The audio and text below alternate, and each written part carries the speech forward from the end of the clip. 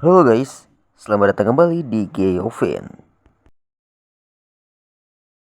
Belakangan ini, dolar Amerika Serikat makin kuat dan rupiah Indonesia semakin melemah hingga menyentuh angka 17.700 rupiah per dolar Amerika Serikat. Di media sosial banyak yang berspekulasi liar. Ada yang mengatakan Bank Indonesia sengaja membiarkan atau malah sengaja menurunkan nilai tukar rupiah demi kepentingan tertentu. Waduh, bener gak sih kabar itu? Yuk kita bahas.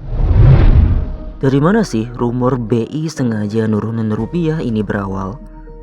Sebenarnya kabar burung ini berakar dari kepanikan publik melihat rupiah cetak rekor terlemah sepanjang sejarah di angka 17.700-an.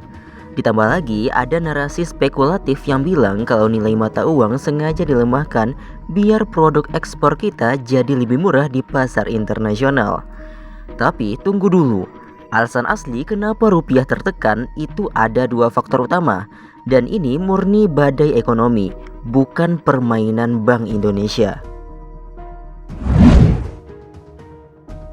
Faktor yang pertama adalah sentimen global. Kebijakan ekonomi ketat dari Amerika Serikat, naiknya imbal hasil obligasi AS atau US Treasury, serta memanasnya konflik geopolitik global bikin investor takut. Mereka ramai-ramai menarik modalnya dari negara berkembang termasuk Indonesia, lalu memindahkannya ke aset aman atau safe haven berwujud dolar Amerika Serikat. Yang kedua, musim pembagian dividen. Di dalam negeri, setiap pertengahan tahun selalu ada siklus di mana perusahaan-perusahaan besar butuh borong dolar dalam jumlah masif untuk bayar utang luar negeri dan membagikan dividen ke investor asing. Ini secara otomatis dapat menyebabkan permintaan terhadap dolar melonjak dan membuat rupiah tertekan. Nah, selanjutnya kita bakal bahas fakta. Apakah BI benar-benar sengaja mendepresiasikan rupiah? Jawabannya tidak sama sekali. Fakta di lapangan justru menunjukkan hal yang sebaliknya. Bank Indonesia lagi babak belur berjuang di pasar keuangan untuk menahan agar rupiah tidak terjun bebas. Bukti nyatanya lewat hasil rapat Dewan Gubernur BI terbaru. Fakta yang pertama, Bank Indonesia menaikkan suku bunga acuan atau BI rate.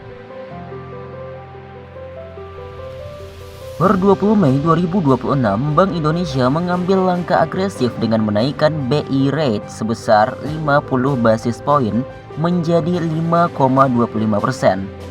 Logikanya, kalau Bank Indonesia mau rupiah melemah, mereka pasti bakal nurunin suku bunga. Tapi karena Bank Indonesia ingin rupiah menguat dan menarik investor asing balik ke Indonesia, maka mereka akan menaikkan suku bunga ini.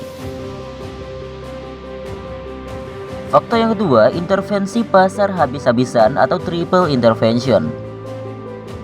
Bank Indonesia tidak tinggal diam, menonton saja. Mereka sengaja menguras cadangan devisa untuk melakukan intervensi langsung di pasar falas, baik transaksi spot maupun DNDF, guna mengguyur likuiditas dolar di pasar domestik agar harganya terkendali.